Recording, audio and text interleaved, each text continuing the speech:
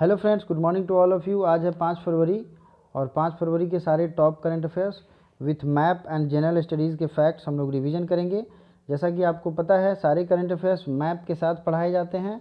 तो मैप जो है फुल डिटेल में उसके साथ जो चीज़ें बताई जाएंगी उसका पूरा नोट्स बनाइए, एक पेन और पेपर ले करके बैठिए, ठीक है। ये टेलीग्राम का लिंक है। टेलीग्राम पे सारे पीडीएफ मैंने लगभग 65 से 70 पीडीएफ एक साथ भेजे हैं, तो आप ज़रूर उसे ले लीजिए और जो भी आपकी पढ़ाई है उसमें वो बहुत हेल्प करेगा। इंस्टाग्राम और फेसबुक का लिंक है, वहाँ से आप डायरेक्ट मैसेज कांटेक्ट कर सकते हैं। लाइव क्विज़ भी हम लाते हैं डेली शाम में और काफ़ी अच्छे क्वेश्चन रहते हैं हर एक सब्जेक्ट के, तो आप उसे ज्वाइन कर सकते हैं। डिस्क्रिप्शन में टेलीग्राम का लिंक है। पहला क्वेश्चन जो है वो है डेमोक्रेसी इंडेक्स से, लोकतंत्र का इंडेक्स। इसमें भारत किस रैंक पर है?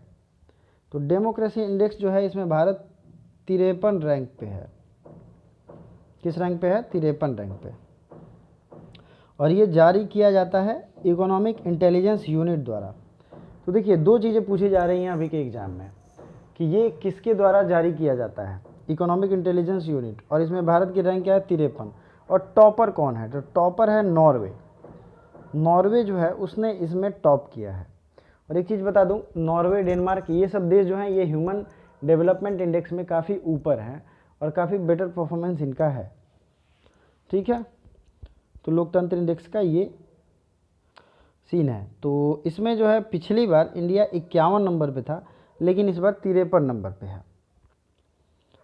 चलिए आगे देखते हैं। थीम जो है इसका democracy in sickness and health, इसका थीम था democracy in sickness and health. अभी का जो सिनेरियो है उसके हिसाब से ये है। लेकिन आपका क्या काम बनता है कि जो भी इंडेक्स वाली क्वेश्चन है तो उसके साथ जो पुराना इंडेक्स है उसको आप रिवीजन करते चलो। इससे क्या होगा, आपके दिमाग में एक चेन बनेगा, हर चीज़ को आप जोड़ के पढ़ोगे तो उसके साथ वो रिवीजन हो जाएगा। तो इंडिया इनोवेशन इंडेक्स जो है इसको हम लोग देख लेते हैं। ये नीति आयोग के द्वारा जारी किया गया था कुछ दिन पहले और ये बहुत ज़्यादा ज़रूरी है, वीवीआई है, इसलिए आइए इसको रिवीजन करते हैं। नीति आयोग के द्वारा ये जारी किया गया था। नीति आयोग की स्थापना 1 जनवरी 2015 को हुई थी और ये 2019 का एडिशन है। नीति आयोग के सीईओ हैं अमिताभ कांत, वाइस चेयरमैन हैं राजीव कुमार और इसके चेयरमैन कौन होते हैं? प्रधानमंत्री, ये इसके चेयरमैन होते हैं, ठीक है। 20 जनवरी को ये रिपोर्ट आई है और इसमें टॉप किया है कर्नाटका ने। तो टॉप 3 का नाम याद रखना है, कर्नाटक, महाराष्ट्र, तमिलनाडु जो है दूसरा है, और सॉरी तमिलनाडु तीसरा है, महाराष्ट्र दूसरा है। तो टॉपर हो गया कर्नाटक, महाराष्ट्र और तमिलनाडु। तेलंगाना चौथे नंबर पे है, केरला पाँचवें। मतलब क्या है कि सारे जो स्टेट हैं वो साउथ इंडिया के ही लगभग हैं। बड़े राज्यों में सबसे नीचे स्थान है छत्तीसगढ़ और सबसे नीचे स्थान है बिहार का 14.5 अंक। दूसरा है छत्तीसगढ़, तीसरा है झारखंड। यहाँ भी बिहार सबसे नीचे है। उत्तर पूर्व और पहाड़ी राज्यों में शीर्ष स्थान है हिमाचल प्रदेश, दूसरे नंबर पे है उत्तराखंड। केंद्र शासित प्रदेश में शीर्ष स्थान है दिल्ली।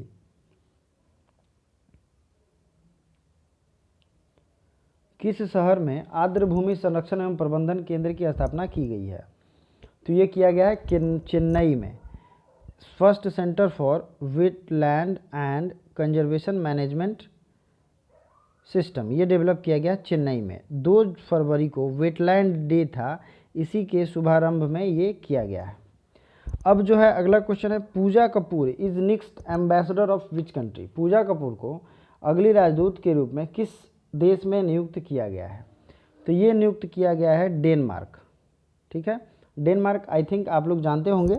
डेनमार्क जो है एक यूरोपीय कंट्री है और यूरोप महादेश जो है ये कहाँ है, किस कंटिनेंट किस ओशन के आसपास है यूरोप? तो हम बात करेंगे अभी यूरोप के बारे में। ऊपर बात हुई थी नॉर्वे की और सबसे पहले मैं दिखाऊंगा आपको डेनमार्क। तो ये है यूरोप, ठीक है, और ये है आपका डेनमार्क। डेनमार्क की राजधानी मैंने आपको पहले ही बताई थी, कोपेनहेगन। ठीक है, यूरोप की बात हो रही है तो यूरोप से बहुत सारे फैक्ट मैं आपको बताऊंगा जो कि एग्ज़ाम पॉइंट ऑफ व्यू से ज़रूरी हैं, ठीक है। जैसे कि ये तीनों देश जो हैं, नॉर्वे, स्वीडन और फिनलैंड, ये तीनों स्कैंडिनेवियन कंट्री के नाम से जाने जाते हैं।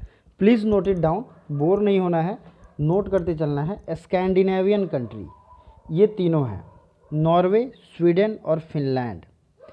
ये तीनों दोस्त को याद रखिएगा। अगला है बाल्टिक स्टेट। बाल्टिक सी है यहाँ पे, और इसके आसपास जो तीन ये देश हैं, इस्टोनिया, लाटविया और लिथुआनिया। क्या क्या है? इस्टोनिया, लाटविया और लिथुआनिया। क्वेश्चन ये पूछा गया है कि कौन से इसमें से बाल्टिक स्टेट में नहीं है, तो ये तीनों हैं, उसके अलावा जो होगा वो नहीं होगा। ये तीनों बाल्टिक स्टेट हैं।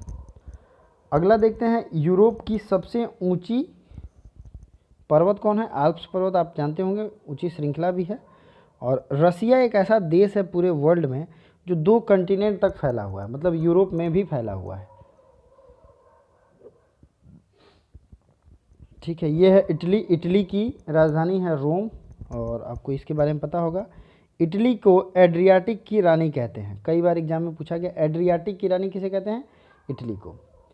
एक बहुत इंपॉर्टेंट चीज़ बताता हूँ मैं, ब्लैक, वाइट, ग्रीन, इस टाइप के जो भी फॉरेस्ट या नदी या झरने होंगे वो सब कहाँ होंगे? और ठीक है, तो ये जो भी नाम के होंगे, ब्लैक फॉरेस्ट, वाइट फॉरेस्ट, ये सब कहाँ होता है? जर्मनी में होता है। ठीक है, और माउंट ब्लैंक, आल्प्स की सबसे ऊंची चोटी, जैसे हमारे यहाँ दुनिया की सबसे ऊंची चोटी है माउंट एवरेस्ट, और उसकी भी चोटियाँ होती है, उसी तरीके से आल्प्स की सबसे ऊंची चोटी है माउंट ब्लैंक। ठीक है, नेक्स्ट देखते हैं, यहाँ पे बी नाम से एक ब्लैक सी है, जिसमें लगभग ये ट्रिक है, मैं आपको बता दूं, ब्लैक सी में डी नाम से जो भी नदियां हैं, जैसे कि डी नाम से रिवर कौन कौन सी है? डेन्यूब, डेनाइस्टर, नाइपर, डॉन, इतनी नदियाँ, ये सब फाइनली अल्टीमेटली ब्लैक सी में जाके गिरती हैं। ये मैंने इसलिए बताया कि ये एक ट्रिक का काम करेगा। कई बार पूछा गया है कि यूरोप की सबसे लंबी नदी कौन है? वोल्गा रिवर, और वो गिरती कहाँ है? तो वो कहाँ गिरती है? कैस्पियन सी में।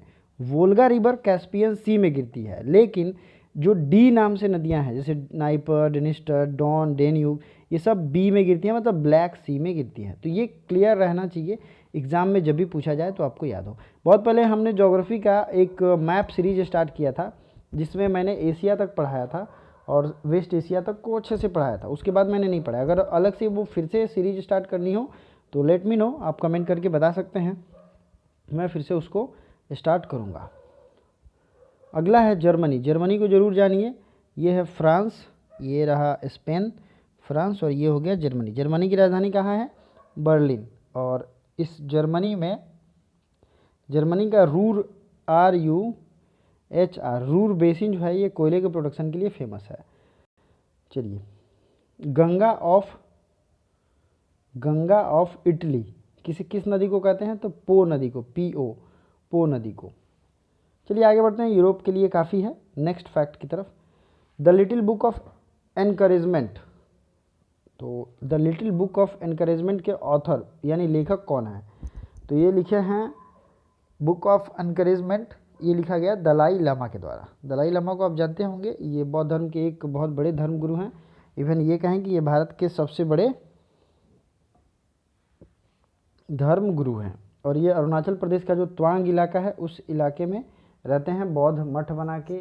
साथ ही साथ जो भी भारत का ऊंचाई वाला प्रदेश है, उस पर बौद्ध मठों की इनकी निगरानी रहती है। ऑक्सफोर्ड ने किस शब्द को 2020 का हिंदी शब्द घोषित किया है? तो ऑक्सफोर्ड ने आत्मनिर्भरता को 2020 का हिंदी शब्द घोषित किया है। नेक्स्ट है, नासा की नई कार्यवाहक प्रमुख कौन बनी है? तो एग्जीक्यूटिव हेड बनी है नासा की भव्या लाल। सैयद मुश्ताक अली T20 ट्रॉफी किसने जीती है? ये जीती है तमिलनाडु ने। ठीक है, तो ये तमिलनाडु ने जीता है। नेक्स्ट देखते हैं, पर्यावरण और वन जलवायु परिवर्तन मंत्रालय ने इस प्रजाति के लिए राष्ट्रीय एक्शन प्लान, मतलब नेशनल एक्शन प्लान, किस प्रजाति को बचाने के लिए किया गया है? तो ये है मरीन टर्टल। इसको बचाने के लिए ये किया गया है। NP ट्रोंग को किस देश के राष्ट्रपति के रूप में चुना गया है? तो ये वियतनाम के राष्ट्रपति के रूप में फिर से चुने गए हैं, NP ट्रोंग, और ये हो गया वियतनाम। ठीक है, वियतनाम की राजधानी है हनोई। और ये है बर्मा या म्यांमार। म्यांमार में अभी सैन्य तख्ता पलट हुआ है और मैंने पिछले करंट अफेयर्स में बताया था कि आपको म्यांमार को मैं दिखाऊंगा। तो ये म्यांमार की बाउंड्री भारत से लगती है, ठीक है। रोहिंग्या क्राइसिस कहाँ से संबंधित है, तो ये म्यांमार से ही संबंधित है, जो कि रोहिंग्या मुसलमानों पर अत्याचार के कारण मुसलमान वहाँ से भाग के बांग्लादेश चले गए थे, ठीक है। और बांग्लादेश के भाषण 4 आइलैंड में उन लोगों को फिर से शिफ्ट किया जा रहा है। भाषण 4 आइलैंड यानी द्वीप समूह, ये दोनों चीज़ें आपको ध्यान रखनी चाहिए। इधर के जितने भी देश हैं एशिया के हैं, जैसे तो उनकी राजधानी याद रखिए, उनकी करेंसी याद रखिए, हो सके पता हो तो भाषा भी याद रख सकते हैं। जैसे म्यांमार की राजधानी क्या है, नैपिडाउ, और करेंसी है क्यात, ठीक है। लाओस की राजधानी कहाँ है, वियंतियाने। वियतनाम की राजधानी क्या है, होनोई, और डोंग यहाँ की करेंसी है। कंबोडिया की राजधानी क्या है, नोमपेन।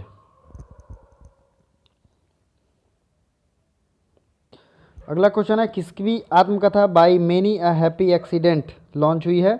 ये हैं हमारे हमीद अंसारी, भारत के पूर्व उपराष्ट्रपति। एक बात मैं बताना चाहता हूँ, जो लास्ट जनवरी वीक है, 4th वीक का करंट अफेयर्स नहीं आया था, जो कि अब आएगा, ताकि आप लोग रिवीजन कर पाएँ, तो उसे ज़रूर देखिएगा। और सब्सक्राइब करने के बाद बेल आइकन जरूर दबाइए, वीडियो को लाइक करना ना भूलें। Thank you so much.